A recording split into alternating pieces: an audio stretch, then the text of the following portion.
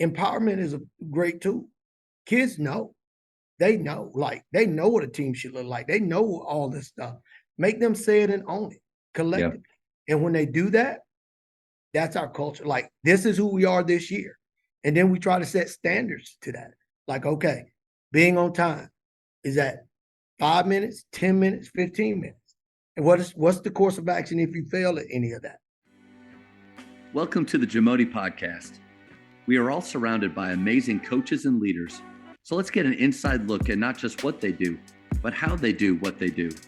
After all, becoming the best versions of ourselves is Jamodi, just a matter of doing it. Today we are joined by the head boys basketball coach at Keller Central High School, Gerald Sledge. Coach Sledge has been coaching for 18 years, 12 seasons as a head coach, and he's been at Central for the last 17 years. In 2021-2022, he led the Chargers to the regional quarterfinals. Also that year, Coach Sledge was named Central High School Teacher of the Year and Keller ISD Secondary Teacher of the Year. His teams have made playoffs 4 out of the last 7 seasons. Before we hear from Coach, take a moment to subscribe to our podcast and follow us on social media at Jamodi Podcast. There it is. There we go. You hear What's me? up, Coach? Oh, I can hear you good. Can you hear me all right? Yes, sir. Man, I like that background right there. Oh yeah, man. I one of the first things I invested in once we start signing kids is make sure we promote everything. Yeah. Promote everything. Man, you guys do a good job with social media. I try to follow a lot of programs around one to get some good ideas, for what I can do here, and you guys do a great job of that. We try. It's the best thing about this is it hit big, I guess, in 2011, 2012. It started making this run. And I took over here in 2012, 13 year, and I lost my best player to grades and and not that the culture was bad, but our demographics were changing and I wanted to make things just a certain way. And so social media allowed me to attract people and just promote the positive about character and certain things like that. And we struggled for about 5 years, man. But we struggled because character was our first staple, and we called it 3 C's: character, classroom, court, in that order. And so I had to dismiss some low character people, still in touch with them today, but they're thankful for it. Yeah. But that was the first process. So we kind of went down and we worked our way back up. And basically the kids that were 7th graders was the first year we made the playoffs and had a little run, but they were program kids. And then we had a couple years of hiccups, just injury for one, the player that went to Kansas, and then the other was just some kids not quite bought into the culture. Yeah.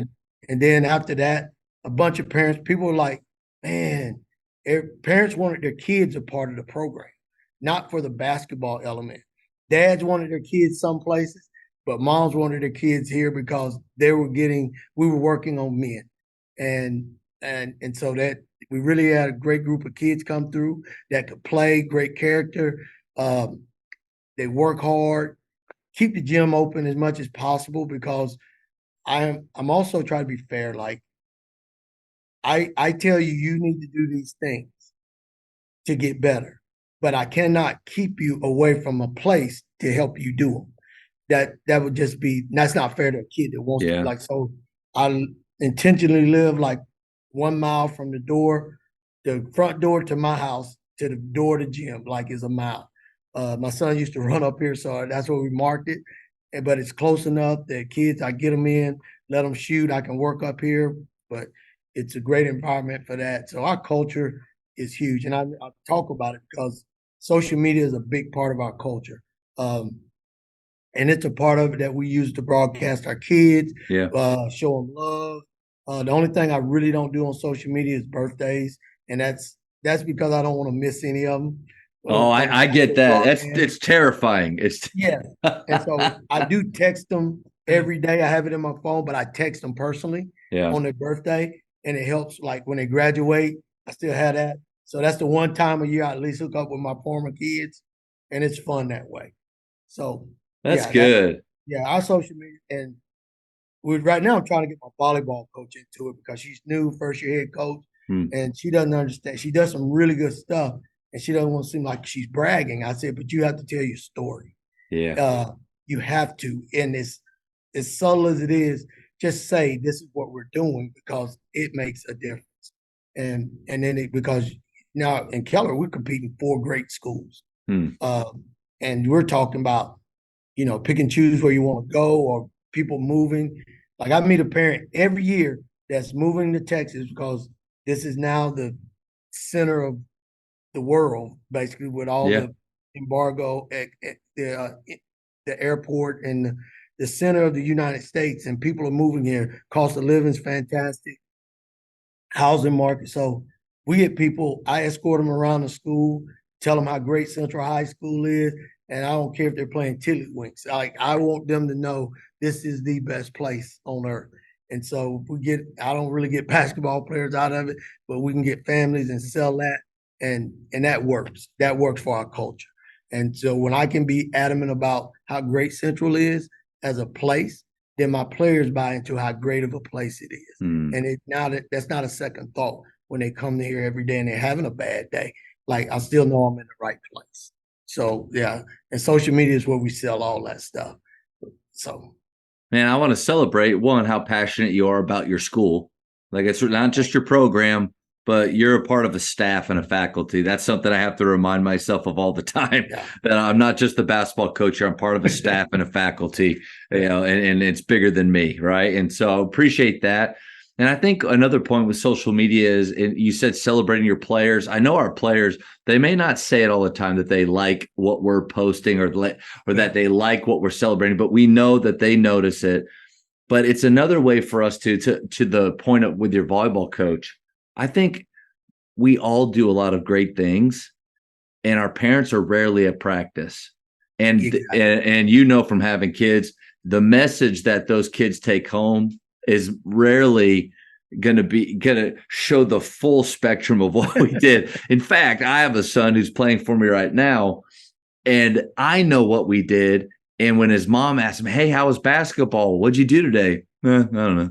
I'm like, hold on. Like, we did a lot of good stuff. So if that's happening in my house, I think it's a way for us to let parents know that it's more than you said it right at the beginning about character. It's more than about basketball, and kind of control that narrative a little bit. For real. I'm 100. Like I think part of character is really doing the right thing.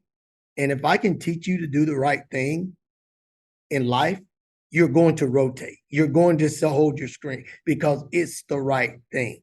So when you can hone that into a sport, like you're developing a responsible person. Responsible people hold their screen. Responsible people set up their screen. Responsible people get to the helpline. Like this is what we're after. And when the ball goes flat, you're a responsible person.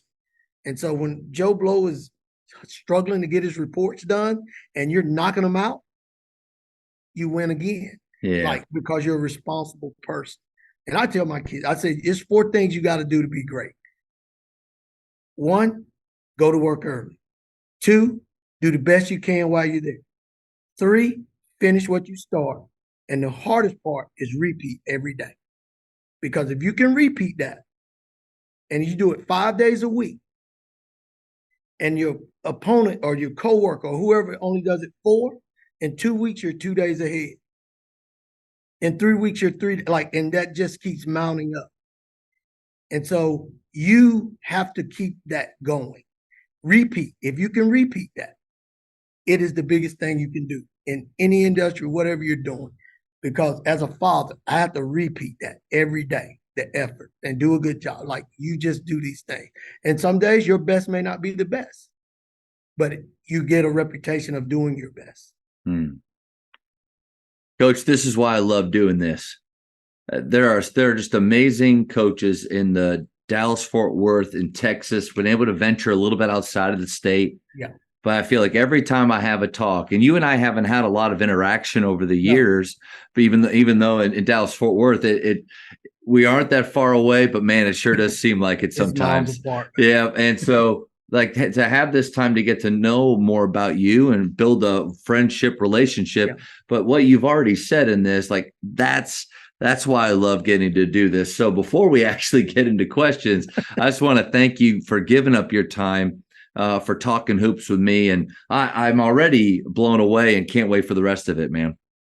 Well, thanks, man. I'm glad to hear. I went back and kind of followed some of my friends that had done it, and then I went back to look at your other people. I was like, man, I might be a little intimidated right now because some of these cats they can go. I watch them practice and I play against them, and I'm like, man, these cats can go. They're great coaches. Phenomenal program you have.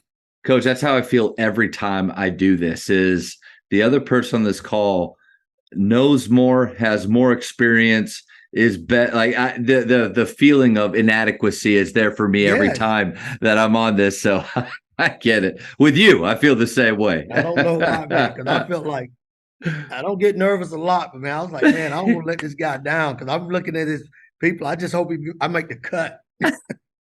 The Jamodi podcast is powered by Sideline Interactive. Sideline Interactive is the leading manufacturer for high-quality, innovative scoring tables and LED video display boards that help coaches and schools bring more excitement to fans, create huge fundraising opportunities, and make their jobs easier. Visit sidelineinteractive.com to check out their amazing products. We already heard a little bit about your culture, those 3 C's, and I'm going to try. You got the character, the classroom, and the court. Yes. Those 3 C's that you got to take care of. So you obviously, and really want to applaud you too for being at one place for a long time. That's hard to do, right? Yeah. Hard to do right now, and to build it the way that you did, to have some ups and downs early on, but to kind of start from the bottom up with those junior high kids and invest in culture. And so I'm just really thankful for guys like you that do that. How do you think, or how do you feel like culture drives performance of your program? Well, a big part of culture is like the way you do things. It's huge. And I mean, it's like this morning. It's simple. We had a fire alarm at the end of our athletic period. So I'm rushing kids in, like, hey, we got to hurry up, get in, get dressed, and we got to get a break. That's culture. That's culture. That could easily be done. And my assistant coaches, like everybody's running in the gym to get a break. So now run back out the gym to get dressed. And it's easy to be in your way or, one more thing to do, but that was more important. And one thing we do when we talk about brothers, and a lot of people, that's the thing, oh, we're brothers. Well, that's true. And I talk about your brother having a bad day. So you never know when your brother's having a bad day. And at the end of this whole thing, we all want to hear 2 words: well done. Well done. So we go through at the end of practice, workouts, whatever, weights, anything. You have to shake everybody's hand and say good job. That's it. Because that may be the only attaboy that person gets that day. It may be the only attaboy I get that day. Because you know as well as I know, I can get bombarded with an email and now my mind is on, man, I did not mean to send that message to this family, this kid, and and so that culture piece is what keeps us tight and bonded about the way we do everything. We go through the whole process of, I take a few words and ask and put together a Google form or whatever, and they have to tell me what's important to them. And the 5 words that win, that's our important words. Trust, competing, whatever they are, execution. And then we sit down and we define those words. What does that look like on the court, off the court? And that becomes our core values for that year. Nice. Yeah. And so we really and we make little cards, and you got to stick it we write their name on the back of the card, laminate it. And if I find that card, there's a problem. That means you don't care about us because you don't care about this card. And they have them, and we do card checks. So they really buy into those things. And it's not me making them up, because as coaches, we know, like, hey, we're gonna have these core values. This is how we're gonna do it. Well, you know what? Empowerment is a great tool. Kids know. They know, like they know what a team should look like. They know all this stuff. Make them say it and own it collectively. And when they do that, that's our culture. Like this is who we are this year.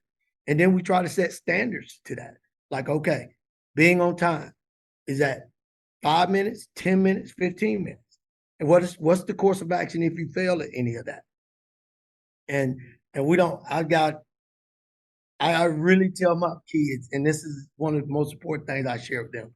My freshmen, I am 37, 38 years removed from the seat they stand in, 20 years removed from my freshman, and 30, from my juniors and seniors.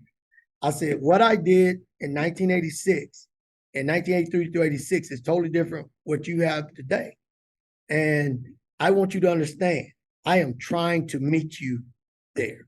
I need you to understand I'm old school to some degree, and you meet me too.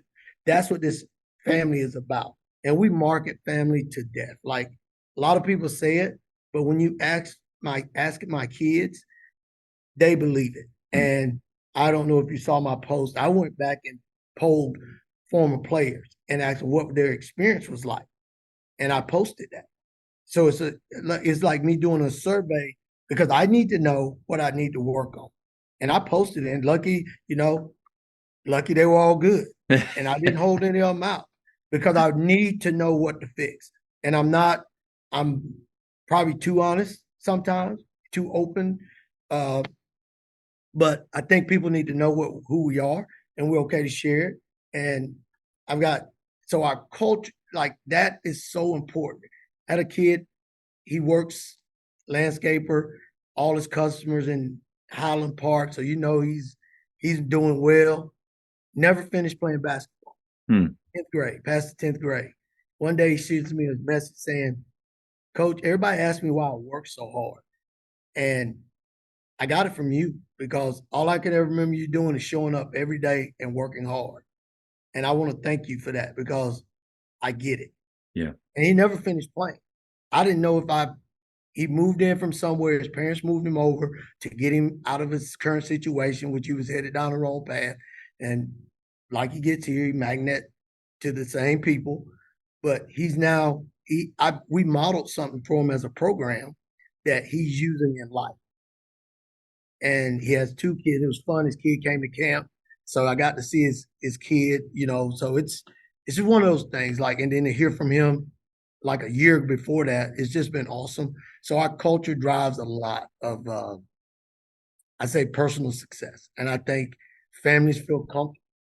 I've had our culture encompasses everybody. We go 5 teams deep.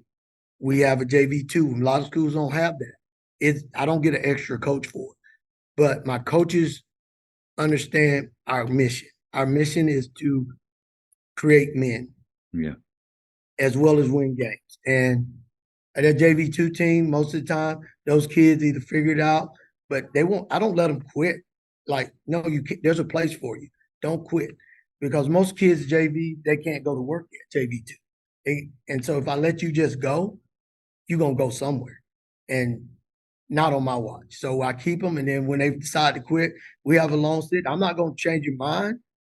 Maybe, but yeah. I need to know what's the plan. You have a job. Have you start filling out these applications? Well, you can't do that until you show me some applications. Like, we need to do more than just quit. Moving on to do better things or something different, it's not quitting. And so that's our culture. We hold each other. Like yesterday, I had a kid and I was like, I'm working with we have, first 10 days, we got to figure out who can stay in the period, so many numbers. And so I got a kid across the gym. He's working with he's a keeper. And I just run over to him. I said, is that you I keep hearing yelling over here? I said, I've looked over 4 times and seen somebody yelling. He said, yeah. I said, that's leadership. You're over here cheering your guys on, and I can hear it way over there. I said, keep it up.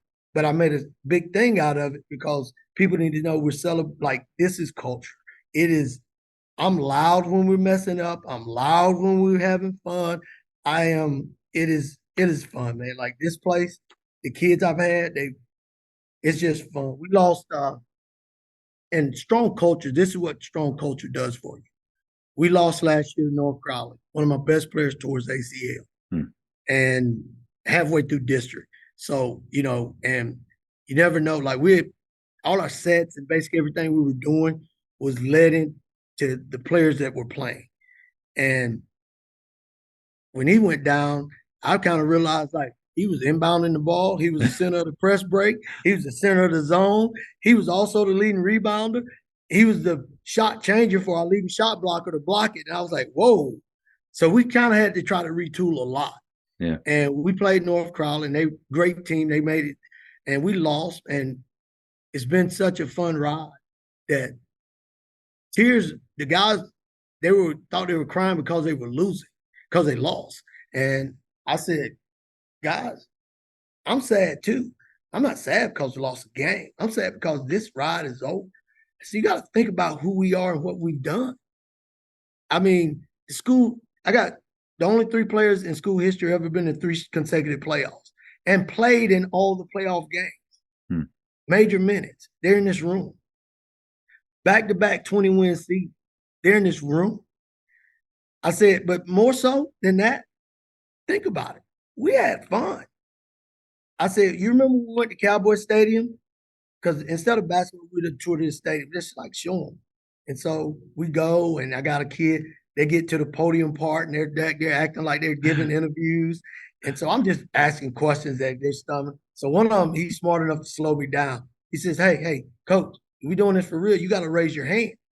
I said, fair enough. So I raised my hand. He says, yes, the ball gentleman in the back. And he hits me with that. And we all just fall out laughing. But then I talk about that at the end of the game. I say, and everybody laughs again. I say, that's what we're made of. We never forget these times. This game, it's just that. Yeah. But the time we've had together, these moments of laughter and joy can't be erased. And that's what we've done it together. We didn't dislike each other and still won. We loved each other and were successful. And that's biggest thing is that what way we act with each other. And, taking time out to talk to young guys about what they don't know how to process. I don't care how much we want them to be adults. Their brain's still not completely formed until 25. Like it's just. Yeah. And I had 2 players, they were jealous of each other because they had 2 different skill sets and they could play well together, but they kept trying to do what the other one was doing. And they were just bickering all the time. I'm like, what are you doing? Like, what's going on? And they're like, I said, you're jealous of me. I said, you hear me compliment him about this, so now you're trying to do it. Then you hear me compliment him about this, and now you're trying to do that. Hey, it's okay. You work together. You're the yin and the yang to this thing. It's okay. And after that, it was cool. But they didn't know what was going on internally, emotionally. And part of our culture stuff is sitting in a classroom and talking.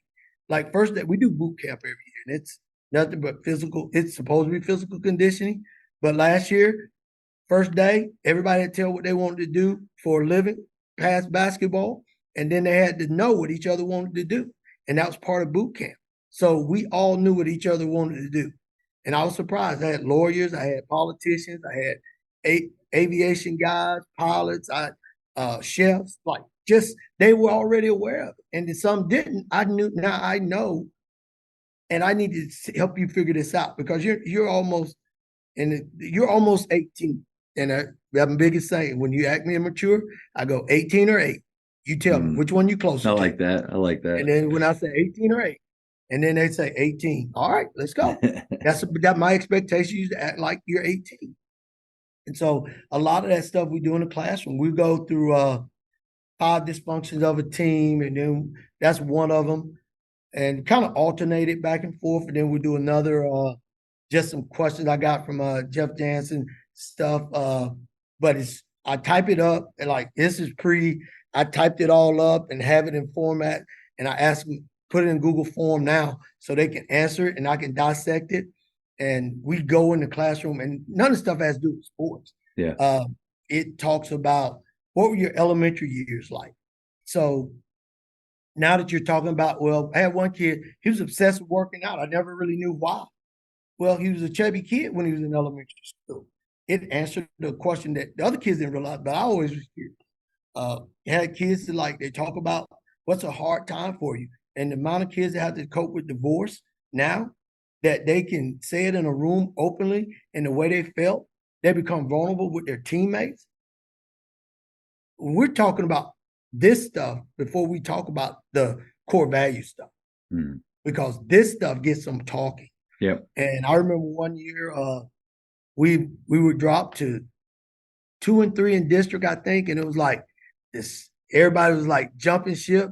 And after the game, we played, and I was like, "You tell, what can you do to make us better? What each player? How can you help us?" And they stated it, and they owned it, and by God, they did it. And we lose to Odessa Permian in the second round. But it's one of those things where if we don't become vulnerable and talk about our lives, we now shut down when we talk about what business is. So now we're more of a family because we're talking about stuff that's not basketball, but really just life. And now we understand so much. Like I watch a kid say, kid was just struggling because he's always trying to do too much. And in one of those sessions, one of the things we do is, so on the sheet, I'll go, you have to tell me something positive about a player and something they need to work on. I like that. Each player has to say that about their teammate. I don't tell them who says what. I just give them a composite list of this is what you appreciate it for. These are the things they say you should probably work on. And this is your team say. None of this is mine. And it's straight your team. And so they take that, and when they see this good stuff, some of the stuff they wish they were recognized for, and they're like, oh man, they do see this in me. And I can see I need to work on that. But I've been so busy trying to get them to see this one piece they already seen. And it just changes. And sometimes a kid, he'll say, oh man. And all of a sudden the kids quit doing too much because he knows he's accepted and appreciated in some form or fashion. Yeah. These are little things. So now that you appreciate it, you'll jump in front of somebody's way and take a charge. You'll dive on the floor for a loose ball. You know what? You'll do something crazy. Like you'll go 3 rows up for that sucker, man. And that's what it's about. Yeah. And once they get ready to bleed for each other, it's pretty much, win or lose, the job is pretty much done, because now you go to work every day. You have I'm a practice plan guy. A lot of people aren't, but I go 5. We go sequence. We do some stuff called groovy game. We have these stuff, and we go through it all. And I put X amount of time. Some days I'll spend longer on it, and some days I'll, cut it short. But they're in control of that. And some years we can get through a practice, and like I think this past year we were getting through practices probably under 2 hours because they were going hard every rep, getting it right, concepts. But it was a heavy senior team. So that makes a difference too. Yeah. And some years, the year before that, it took us 2 hours and 30 minutes because we had to address 1 or 2 players every practice just to refocus and spend time with that. And so that's just part of culture though to me. It's like when you can go through your practice, everybody's working hard. When you got to start talking so they can breathe because they're just overdoing it, you got a good culture, man. And the culture is on our campus, it's Texas, it's football, but on our campus, our administration loved our players because they have loving personalities and attitudes and stuff, but at the same token, they're about business. And they're funny. Like they're just humorous kids, but they're respectful and they love. But you allow them to be that. You set up that culture to allow that. So I think that's pretty important. Yeah, be you, man. Like I'm not, and it's fun. We laugh about it. Like I'll send like a meme, bruh. Are you kidding me? Like the whole and we laugh about it, but we have fun with it. Yeah. And it's no disrespect. You be you. And like I always tell them, like they hate when I go into their verbiage. That's cap, bro. You're trying too hard, coach. Don't do that. Yeah. Is that is that cap or not? And they're like, yeah, that's pretty cute. Like they'll work with me. So, you know. Coaches, the Jamodi podcast is powered by Ballogy. Manage and measure your players' skill development and increase accountability year-round utilizing the Ballogy app. Boost inter-squad competition with drills backed by the National High School Basketball Coaches Association, including a 40-shot Ballogy skills assessment. Please visit ballogy.com/teams for information on how you can provide this resource for your team. I'm impressed that you know the verbiage. I hear things on the court or that's fire or something. I'm like, wow. Yeah. I know. So, Coach, I don't try. And, man, I want to let you know how much I appreciate just your willingness to share the culture and the activities that you do to create that. Because you're right on the money. It's not just one meeting. It's not just one time. It's all of those things that you just talked about wrapped up is culture. And a lot of us coaches, we do different things. I wrote down a couple notes, though, about one is the empowerment piece. I was guilty of for years. I directed for PGC, so SHAPE, SCHAPE. I loved it. I took it home back here and I forced it on the players. Yeah. And then I wanted to incorporate Jamodi into it instead. So I forced that. And then I got to the point realizing that like I'm the only one who cares about what this means. So we talked about with our coaching staff and with our players, what are the words we actually say? What are the things we use? What do we really care about? And then every year allowing them to choose pieces of it. So has that something that you've always done or is it something that you just picked up recently? I am very blessed to lose because when I was losing, I was growing way more than when I win because I was really getting into what offense fit these kids. I studied more. I know more about offenses than the ones I even run because I needed to know what fit best for my kids. Yeah. And so when you talk about like I had to change stuff. So I start researching like how do you build better teams? What are corporate doing that's relevant to college coaches or high school coaches and just how do you get max out of kids? I bought a book one time. We're studying just kids, young people, and it interesting. And I think this is about 5 or 6 years ago, but the book it talked about like the San Francisco 49ers. This is the NFL. They had 2-hour meetings every day. Boom. Those meetings went to 3 hours. You know why they went to 3 hours? Because every 20 minutes they had to give them a break to get on social media. They had to give them a 20-minute break to go to social media because that is what was driving their players. Wow. So I had to study this generation, like what is leading, what are their interests? So now I go to practice. That's why I got into social media. Like they're more concerned with that, and rightfully so. Bro, I'm old. I got my information 3 times a day. Yeah. Morning, 5 o'clock, and 9 o'clock. Like that was it.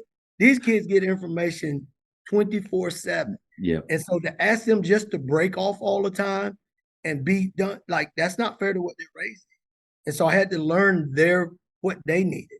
And so that's how the social media piece comes up. It's to the point where like learning from them, learning who they are, helped me coach them. And so we put a board up, everybody's name in the locker room. And every morning after we finish athletics, you get to give a star next to somebody's name. They get a like.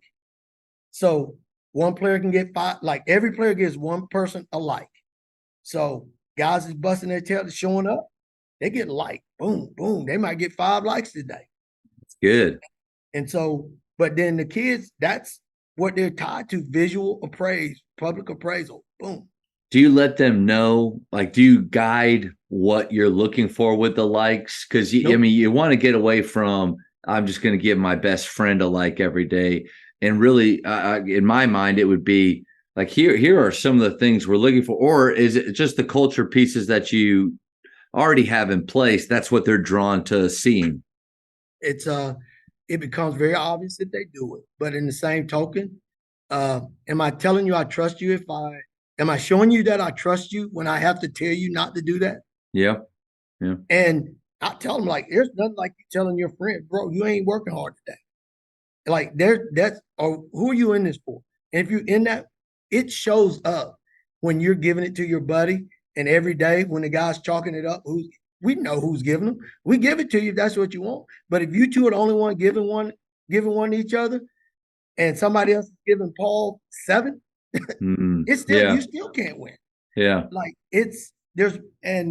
um really believe like the weak will get choked out in our culture.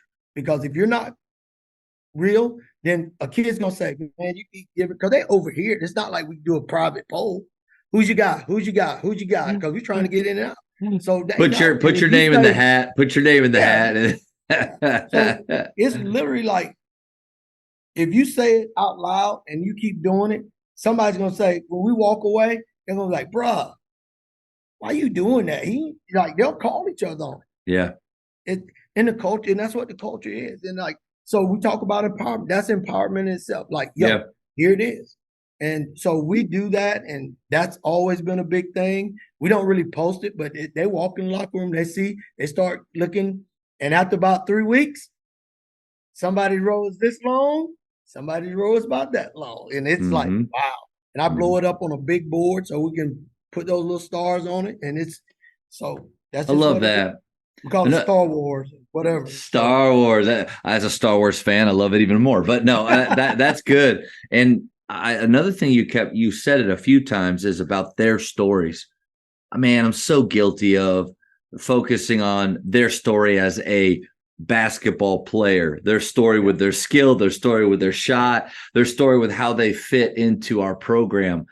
But I try to do with some 10-minute meetings throughout the year, and have some questions kind of on a one-on-one, some questions set up to get to know their stories more. But I love just how intentional you are to connect to that part of their lives, because ultimately it's that Don Meyer quote, they won't care how much you know until they know how much you care. And I think you're doing a great job of that. Yeah, well, I tell them they're part of my retirement plan. They don't know it. I tell them I'm getting me a Winnebago and I'm driving up, staying a couple of days, plugging up to their house, and I'll pull 2 doors down to their buddy. But I won't pay any bit. So I'm gonna treat y'all all real well. So y'all will look, oh babe, coach coming over this week. You gotta take care of him, feed him steaks and lobsters, baby. So now we have good jokes and fun, but they know I care, even when they mad. If I mess up, I go in the locker room, I say, that was on me. Or I'll say, hey, that's on me. I need you to get me back, because I'll see a jump. I think I get a jump in a game and we blow it. Hey, keep playing. That was on me. Let's go. Bail me out. You my family too. Let's go. And we just play to that. Like, I need you like you need me. I'm not big. Like, and we just even, man. We're just even. And this place allowed me to be even. Yeah.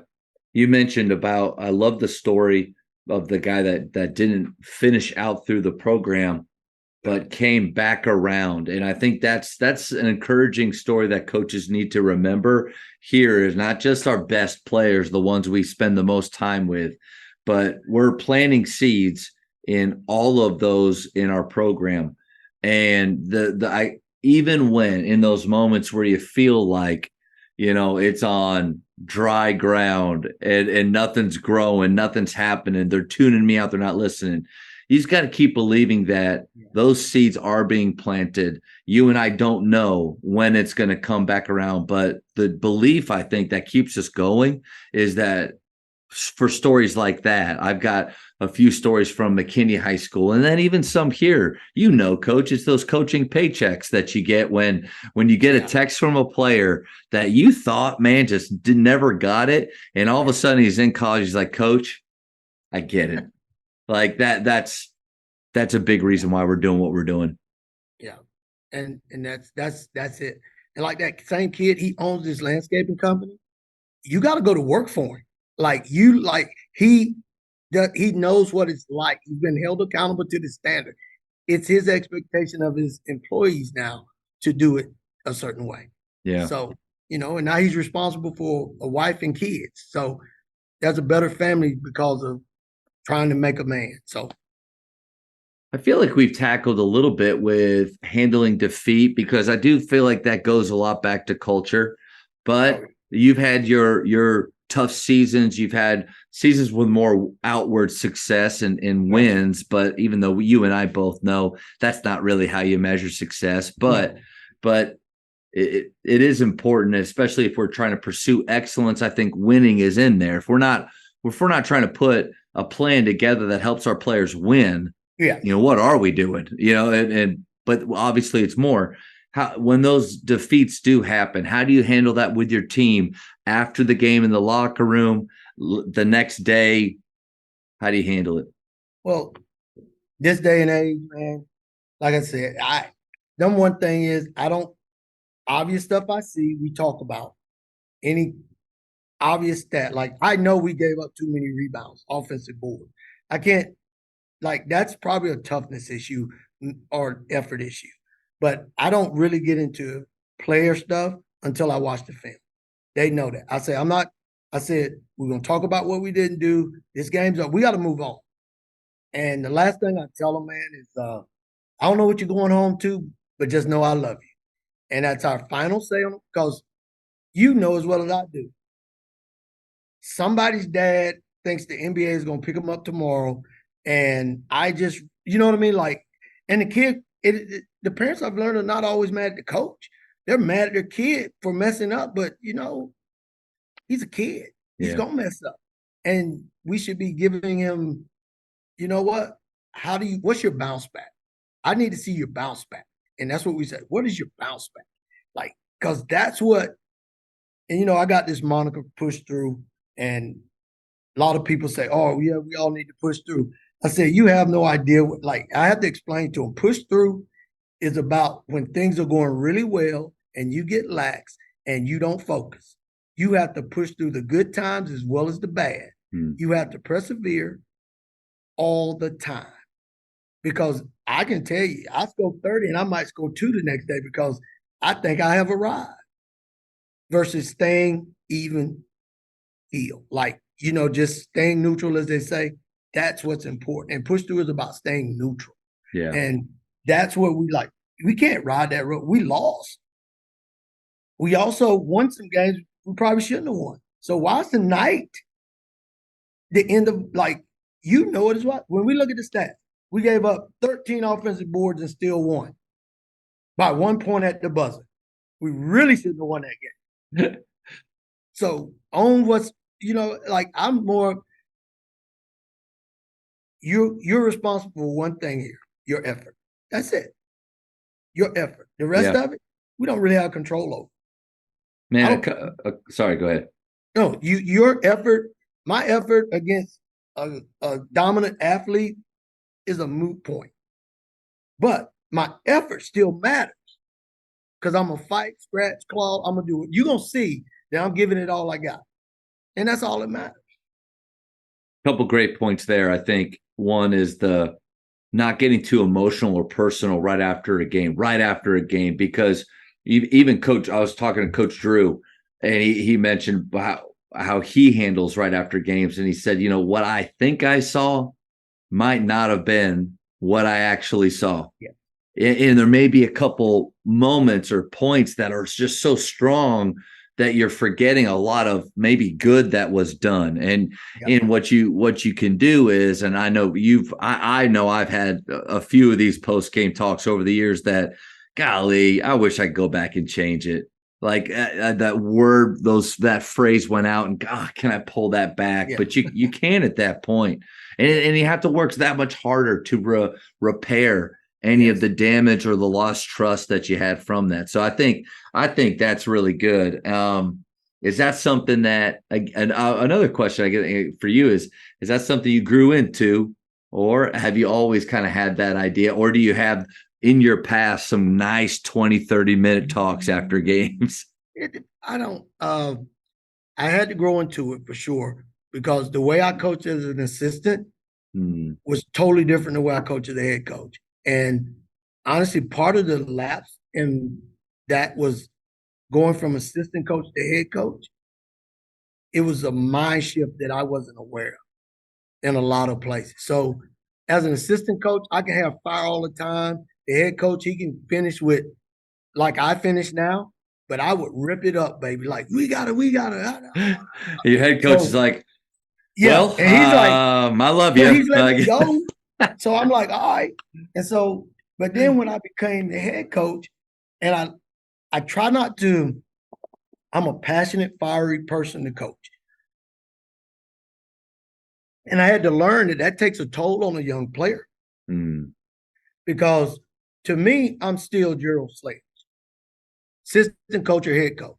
To that kid, I am the end all be all to his basketball future. And if I coach him hard, he doesn't understand hard coaching from criticism or hate. Yeah. And I watch kids like feel, and I lucky enough I caught it early. It's like a kid melts. What's wrong? Like he said, thinks you don't like him because of, I said, oh my. So I had to follow that up.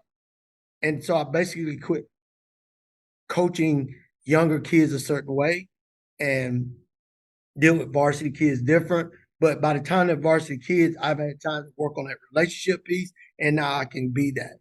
And so I had to learn that. That awareness is huge. It's huge. It's tremendous. And I didn't know it. Like, to me, I'm coach, just coach. Whatever level, I'm just coach. And so I learned that. And so that's kind of, I had to be more aware of what I'm saying to people. And like I said, if I'm teaching you to be smart, that means, or as a ball player, I'm teaching you some reads. I can't knock your read. That means there's going to be some mistakes in growth. Yeah. Like, you made a cut, you probably shouldn't have cut. Like, I don't know, you know what I mean? Like, you're trying to do, you didn't just blatantly do some things. Or there's a time like the angles are bad, and where we stand, the ref's in your way half the time, and then you get in trouble for getting out the box. So, like, bro, you find somewhere else to stand. I wouldn't get out of the box if you weren't standing directly in front of me.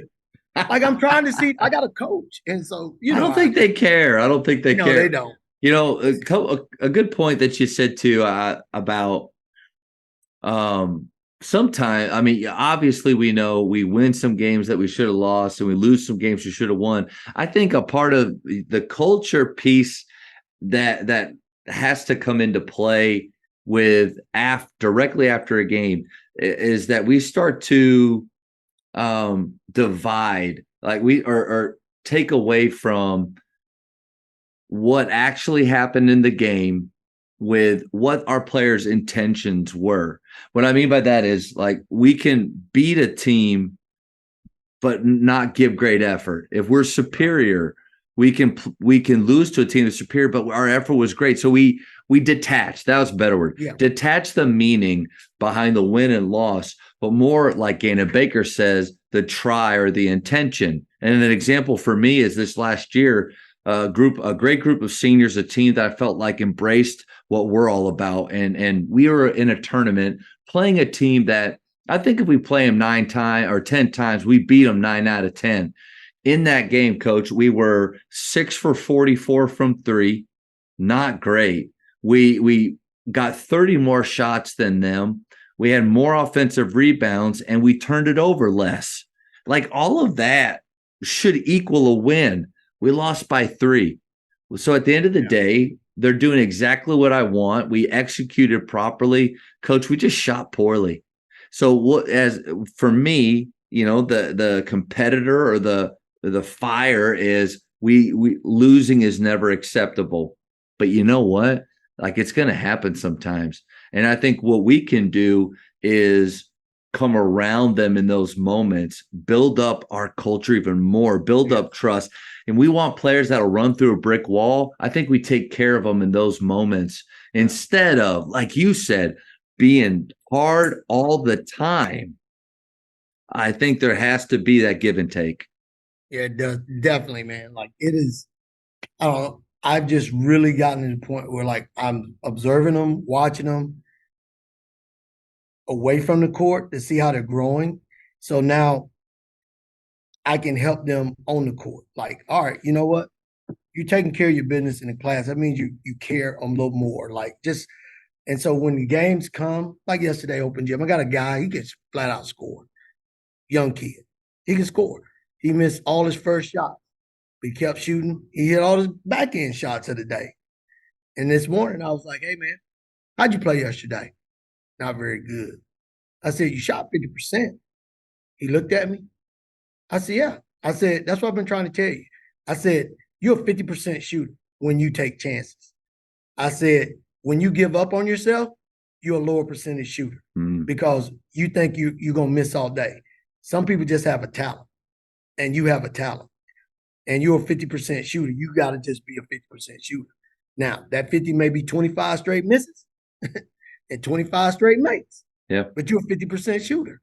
And that's who he is. And he's going to be, but you just have to like keep giving that confidence in bad times. Like we shot less than 60% at the free throw line last year. 120 games and made the playoffs. So I'm like, that's a record in itself. Because you know what I mean? Like, how does that happen? Yeah. The year before we shot bad at free, and we work. It's something we no amount of shots. It's just guys that break away from their routine when they get to the line. They can do it. Their angst, all that stuff. So, and we win games shooting bad. So I harp more on that than I did actually winning the game. Like, this will not fly when it's playoff time. You've got to close this gap. This is the problem, not winning the game. You can win. You know, you miss layups and free. And I guess that's what most of the time I look at. How many shots we missed? We didn't shoot it well from three. How are we missing from three? Yeah. I tell you, we lost North Crowley. We made 2 threes all night, shot 27 of them. And I'll take 20 of those 27 shots because the ball saw both sides of the court. It got hit on a drift. It got hit or one more. We just missed shots. Mm-hmm. And you lose by 8. I take that all day. Yeah, tip your hat. Yeah, I don't know what to tell you. You did what you had to do. You know, we turned it over a bit much, but at the end of the night, games like that, you talk about the statistical problems and worry about fixing them tomorrow and tell them you love them. I think what we help them do is to not be outcome-based, purely outcome-based, but more process. Like our goal every night, every day, fellas, is to try to get 1% better. Let's be a little bit better than we were yesterday. And there's going to be days where we achieve that. There's going to be days where we don't. But if it's only about wins and losses, then I think we miss a large part of the process. Coaches, the Jamodi podcast is powered by Shoot 360. The future of basketball has arrived in Dallas-Fort Worth. Shoot 360 combines the latest sports technology with the fundamentals of basketball skill development. The result is a one-of-a-kind video game-like basketball program designed to improve your shooting, dribbling, and passing. Visit shoot360dfw.com to learn more and register for your free 1-hour workout evaluation. Shoot 360, the future of basketball is here. I would love to find out. This is a question that doesn't get chosen very much, is a rule change. What's one rule change you'd love to see and why? All right. Everybody wants a shot clock. I don't care about a shot clock. And the reason it's hard enough to get teachers in school. It's hard enough to get teachers in school to work game clocks. Yeah. Who's going to work the shot clock? Who's going to have the wherewithal to know when it touched the rim or not, reset it consistently?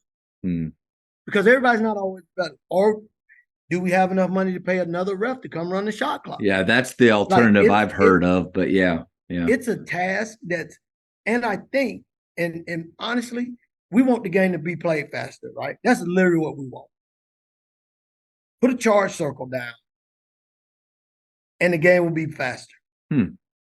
Because the lane opens up more. Put a charge circle or defensive 3-second rule, something in there that opens up the foot. And you know what? These kids are so darn good with this ball now. Yeah, it's ridiculous. Yeah, they're very skilled. Very skilled. They're very skilled. I mean, we leave open gym yesterday, and one of the kids live on my street. You know how hot it was yesterday at 5 o'clock, 6 o'clock. He's left open gym and he's on the driveway doing ball handling. Oh man.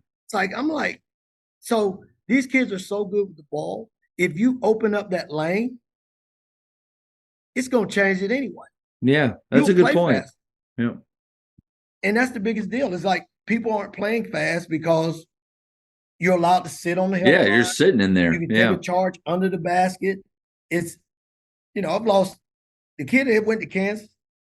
He had more charges from people laying under the rim and him making layups. Yeah. Like, which would have been fouls and points for him. And he's averaging 20 points a game. Like, so it's that's my rule change. Like, add the circle, do some type of defensive help rule.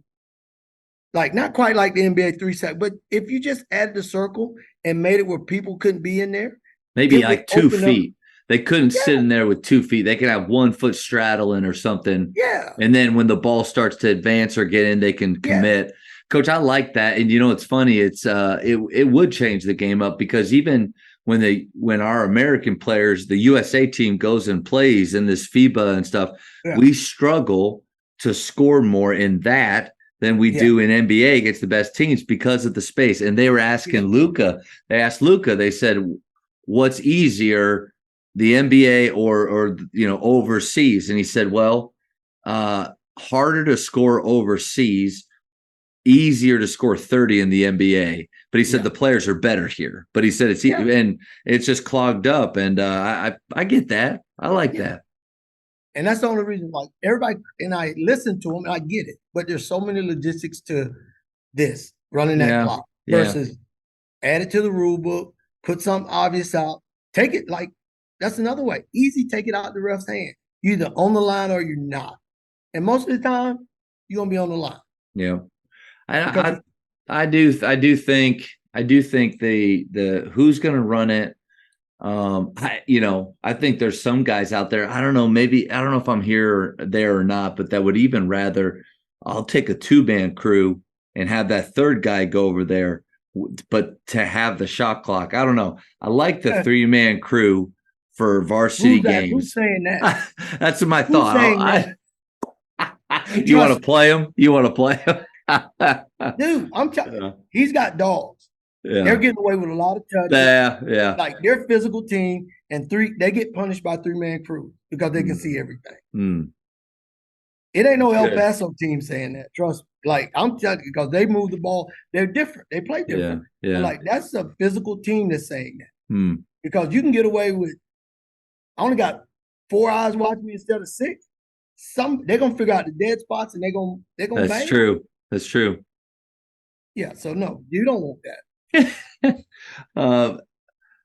This is a new question that I've added, the last couple months, and so excited to hear your answer here too. Is where do you see the game moving in the next 10 years? Because it's kind of cool to look back at, man, the last 30, 40 years, and with the 3-point line, and then with the evolution, especially in the mid 2000s with Calipari making dribble drive big, and now what the Warriors and Spurs have done, and that trickling down.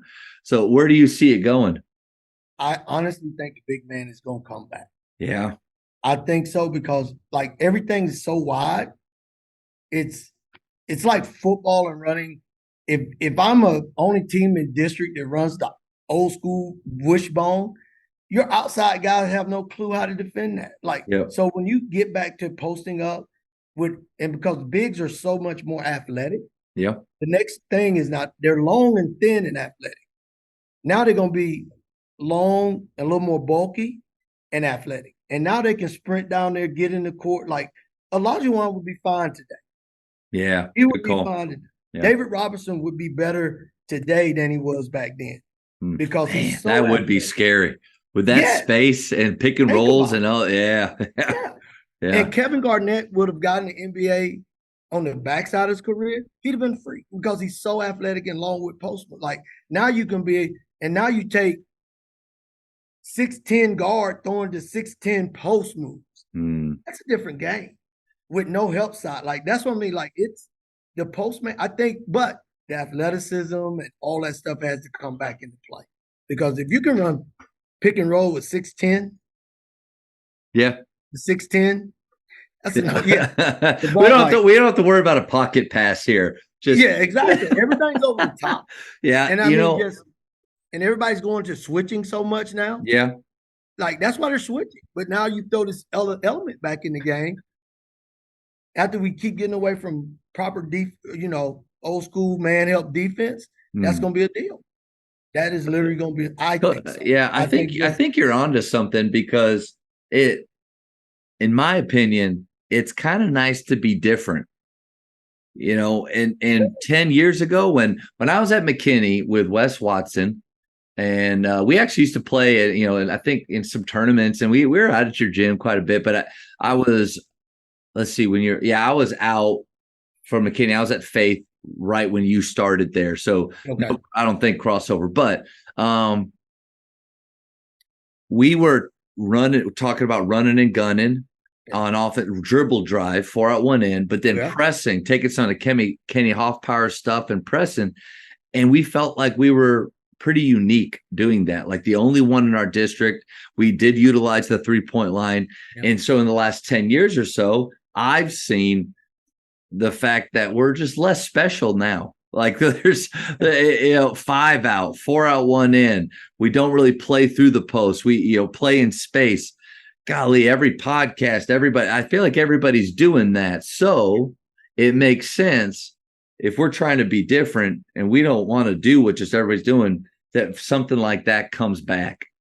Yeah. Take Drew Timme, for instance. If Drew Timme could shoot the ball with his post-up moves, would you not play him? How about that? Yeah. Like he can get up down the court. He can do a lot of things. He didn't get drafted because he can't shoot. But as you move forward, those guys are going to be work on that skill of shooting, plus the post move. And it's just going like, honestly, 6'5" is going to be small. And everything's going to be big, and you can just literally play. It's a different game. I just think that's where we're headed. I like it, Coach. I see it. I see it. Hey, the speed round. These are going to be quick questions. Okay. The first thing that pops in your head, I think with your team and stuff, with some of the stuff you'll do, they'll hopefully if your players watch this, they'll get to know you better. You ready? Oh, yeah. All right. Favorite ice cream flavor? Rocky Road. Greatest shooter of all time? Bird. Best or favorite gym that you've played or coached in?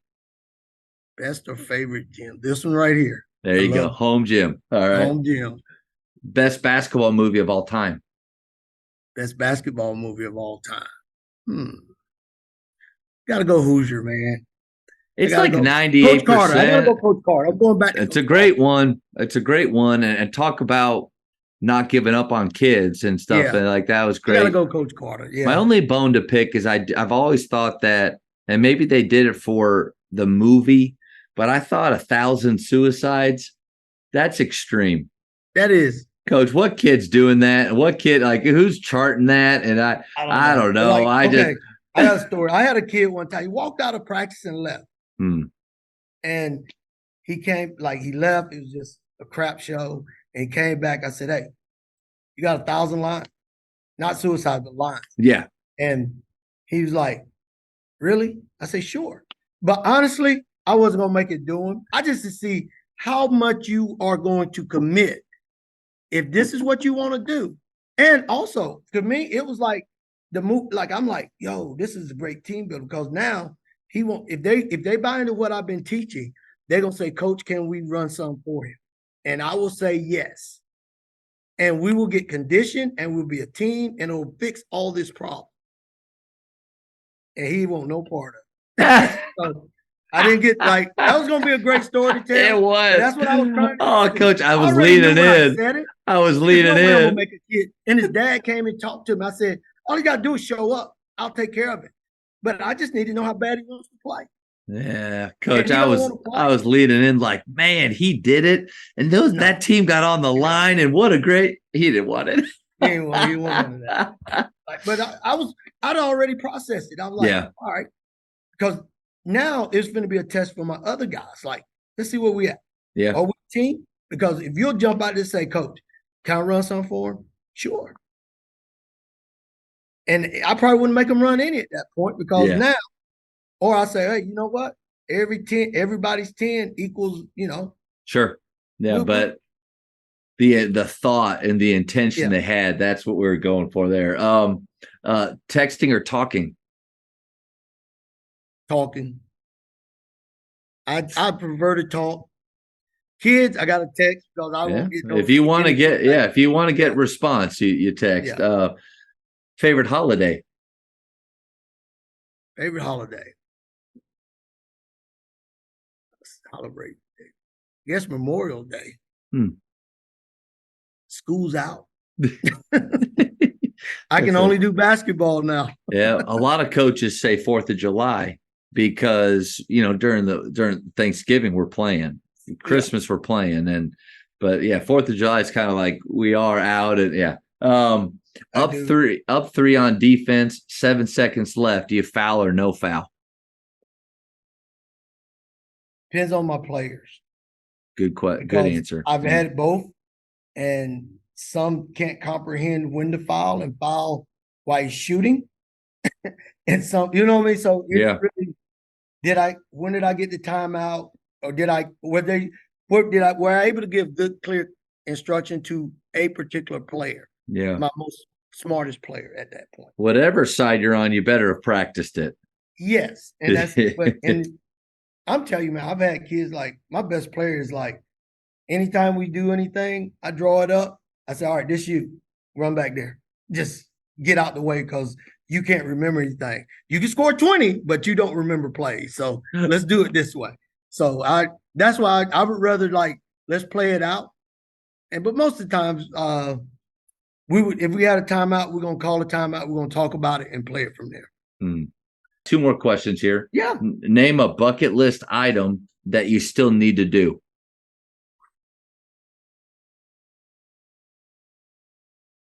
I want to go to Africa, see their economy. I hear it's thriving. I want to go over there. I go to the Caribbean every summer, so that's the next. I really want to get over there, see how they live, because I don't know if we get the full story all the time. Yeah. Till you see things for yourself.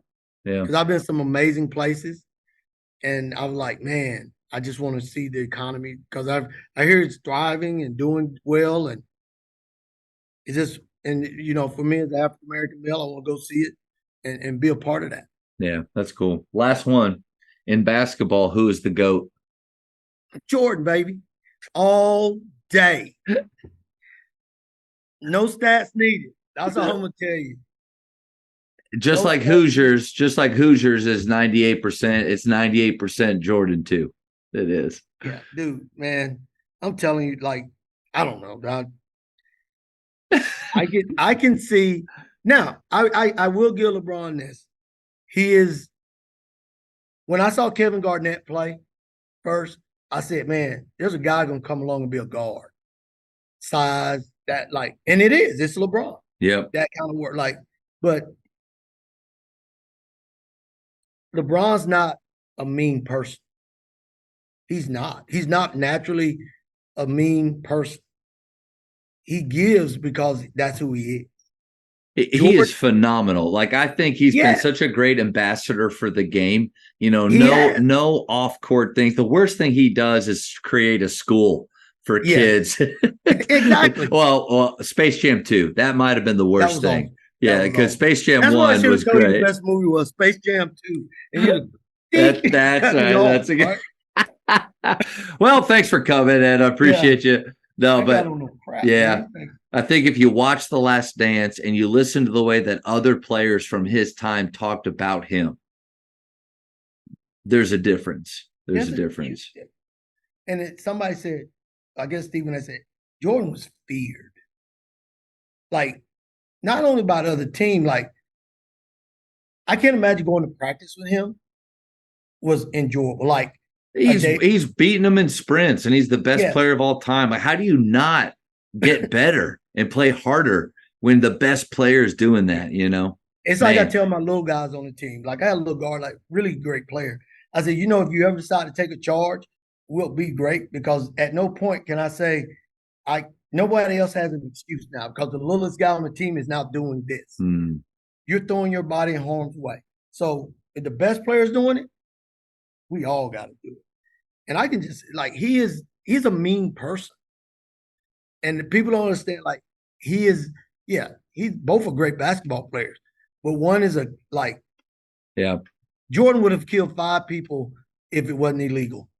I promise you. And LeBron, it's just who he is different. Yeah. And he's a calm man. He tells you hey, how's the family doing? Everybody healthy? I heard your mom was not feeling well. Oh man, Jordan ain't that bad. 50 points later. He's got you off that edge. That's right. Disarms you. And then, what is that? Pat Riley accused him of that. He was nice to you and makes you feel good. Cut your throat, man. That's who he is. Coach, this has been so enjoyable, from not having much interaction with you over the years, just get to know you, learn more about your program. I felt the passion that you have for your school, your program, your players all throughout our talk. Just really, really appreciate you, man.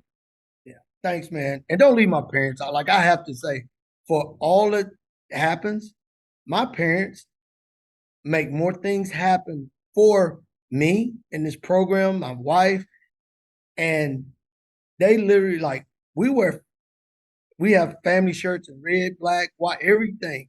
And our parents want them. They believe it. It is so supported by this community. It has been phenomenal, but it's what you want as a coach. I work in a 6A school, and it feels like a 3A high school sometimes, the program. And it's connected.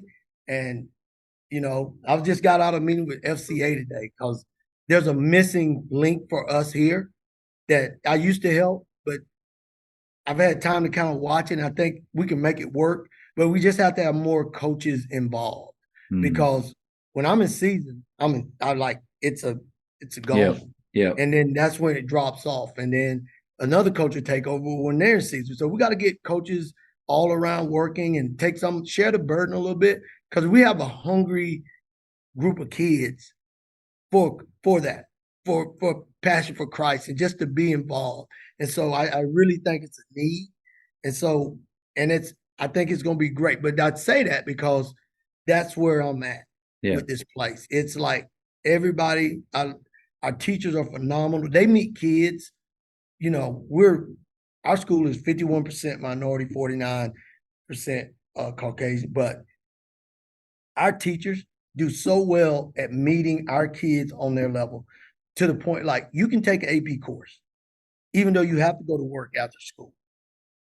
But they work around, you may have to come early to tutorials. Our teachers do that. Our teachers do so many amazing things for these kids to give them the same opportunity for kids that don't have to work in the evening, or because some of our kids, their income at Whataburger or wherever is part of the family bills, paying the bills. Yeah. And so our teachers do a tremendous job of that, just making sure no kid is really left behind. But you know what I mean? Sure. They're meeting kids where they're at, challenging where they're at, and being very candid and honest with them, and giving them the resources they need to be successful. So this is a great place, man. And it's been good to me. It's good to my son. It's giving me the opportunity. So I appreciate you recognizing it, because I do have a heart for this place. Yep. Man, thank you so much for your time, sharing the game. And this was awesome. No, thank you, man. I appreciate it. Thank you for checking out today's episode. Please take a moment to subscribe to this podcast, share it with your fellow coaches, and find us on social media for what's coming up next on the Jamodi podcast. It's just a matter of doing it.